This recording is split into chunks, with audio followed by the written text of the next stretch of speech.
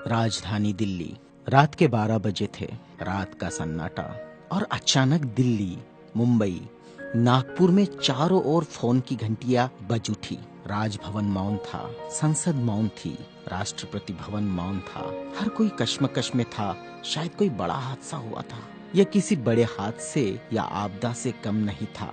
कोई अचानक हमें छोड़कर चला गया था, जिसके जाने से करोड़ों लोग दुख भरे आंसुओं से विलाप कर रहे थे। देखते ही देखते मुंबई की सारी सड़कें भीड़ से भर गई। पैर रखने की भी जगह नहीं बची थी मुंबई की सड़कों पर, क्योंकि पार्थिव शरीर मुंबई लाया जाना था और अंतिम संस्कार भी मुंबई में ही होना था।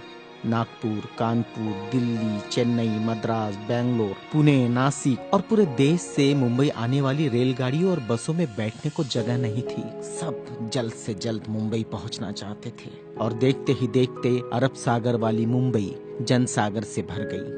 कौन था यह शख्स जिसके अंतिम दर्शन की लालसा में जन सैलाब रोते बिलखते मुंबई की ओर बढ़ रहा था?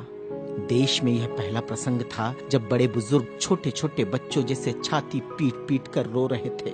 महिलाएं आक्रोश कर रही थी और कह रही थी, मेरे पिता चले गए, अब कौन है हमारा यहाँ। चंदन की चिता पर जब उसे रखा गया तो लाखों दिल रुदन से जल रहे थे। अरब सागर अपनी लहरों के साथ किनारों पर थपकता और लौट जाता, फिर थपकता, फिर लौट जाता। शायद अंतिम दर्शन के लिए वह भी जोर लगा रहा था। चिता जली और करोड़ों लोगों की आंखें बरसने लगी। किसके लिए बरस रही थी ये आंखें? कौन था इन सब का पिता? किसकी जलती चिता को देखकर जल रहे थे करोड़ों दिलों के अग्निकुंड? कौन था यह जो छोड़ गया था इनके दिलों में आंधिया? कौन था वह जिसके नाम मात्र लेने से गरज उठती थी बिजलियां, मन से मस्तिष्क तक दौड़ जाता था ऊर्जा का प्रवाह? कौन था वह शख्स जिसने छीन लिए थे खाली कासे इनके हाथों से और थमा दी थी कलम लिखने के लिए एक नया इतिहास? आंखों में बसा दिए थे नए सपने, ओठों पर सजा दिए थे नए तराने, धमनियों से प्रवाहित किया था स्वाभिमान अभिमान को, दास्यता की जंजीरें तोड़ने के लिए दिया प्रज्ञा का शस्त्र। चिता जल रही थी अरब सागर के किनारे और देश के हर गांव के किनारे में जल रहा था एक स्मशान।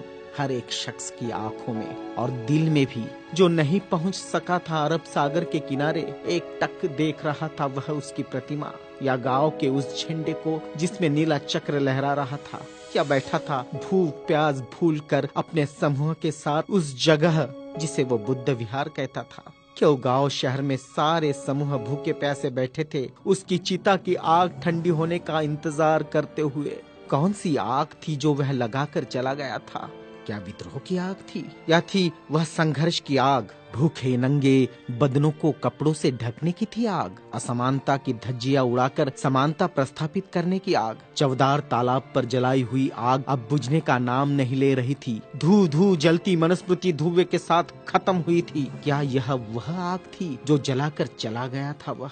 सारे ज्ञानपीठ, स्कूल, कॉलेज मरुभूमि जैसे लग रहे थे। युवा युवतियों की कलकलाहट आज मौन थी। जिन्होंने हाथ में कलम थमाई, शिक्षा का महत्व समझाया, जीने का मकसद दिया, राष्ट्र प्रेम की ओतप्रोत भावना जगाई, वह युगंधर, वह प्रज्ञा सूर्य काल के कपाल से ढल गया था। जिस प्रज्ञा तेज ने चेहरे पर रोशनियां बखेरी थी, क्या वह अंधेरे में गुम हो रहा था? बड़ी अजीब कश्मकश थी। भारत का महान पत्रकार, अर्थशास्त्री, दूरदृष्टा क्या दृष्टि से ओझल हो जाएगा? सारे मिलों पर ऐसा लग रहा था जैसे हड़ताल चल रही हो। सुबह शाम आवाज देकर जगाने वाली धुआं भरी चिमनियां भी आज चुपचाप थी। खेतों में हल नहीं चला पाया किसान। क्यों? सारे ऑफिस, सारे कोर्ट, सारी कचहरियां सूनी हो गई, जैसे सुना हो जाता है बेटी के विदा होने के बाद बाप का आंगन। सारे खेतीहर मजदूर, किसान असमंजस में थे। ये क्या हुआ? उनके सिर का छत्र छीन गया। वह जो चंदन की चिता पर जल रहा है, उसने ही तो जलाई थी जबरान जोत।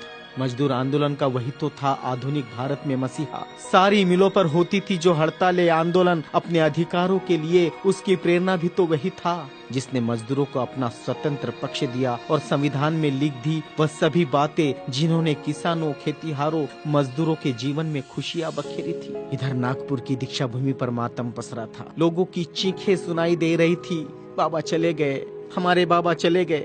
आधुनिक भारत का वह सपुत्र जिसने भारत में लोकतंत्र का बीजारोपण किया था, जिसने भारत के संविधान को रचकर भारत को लोकतांत्रिक गणराज्य बनाया था, हर नागरिक को समानता, स्वतंत्रता और न्याय का अधिकार दिया था, वोट देने का अधिकार देकर देश का मालिक बनाया था।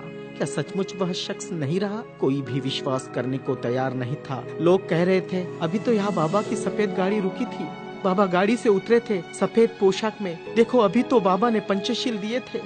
22 प्रतिज्ञाओं की गूंज अभी आसमान में ही तो गूंज रही थी। वो गूंज शांत होने से पहले बाबा शांत नहीं हो सकते। भारत के इतिहास ने नई करवट ली थी। जनसैलाब मुंबई की सड़कों पर बह रहा था। भारतीय संस्कृति में तुच्छ कहलाने वाली नारी, जिसे हिंदू कोड बिल का सहारा बाबा ने देना चाहा और फिर संविधान में उसके हक आरक्षित किए, ऐसी माँ बहनें लाखों की तादाद में स्मशान भूमि पर थी। यह भारतीय सड़ी गली धर्म परंपराओं के मुंह पर एक जोरदार तमाचा था, क्योंकि जिन महिलाओं को स्मशान जाने का अधिकार भी नहीं दिया, ऐसी 3 लाख महिलाएं बाबा के अंतिम दर्शन को पहुंची थी, जो अपने आप में एक विश्व विक्रम था। भारत का यह युगंधर, संविधान निर्माता, प्रज्ञा तेज, प्रज्ञा सूर्य, महासूर्य, कल्प पुरुष नव भारत को नवचेतना देकर चला गया। एक ऊर्जा स्रोत देकर, समानता, स्वतंत्रता, न्याय, बंधुता का पाठ पढ़ाकर, उस प्रज्ञा सूर्य की प्रज्ञा किरणों से रोशन होगा हमारा देश, हमारा समाज और हम। और पूरे विश्वास के साथ हम आगे बढ़ेंगे हाथों में हाथ लिए, मानवता के रास्ते पर, जहाँ कभी सूर्यास्त नहीं होगा, जहाँ कभी सूर्यास्त नहीं होगा, जहाँ कभी सूर्यास्त नहीं होगा।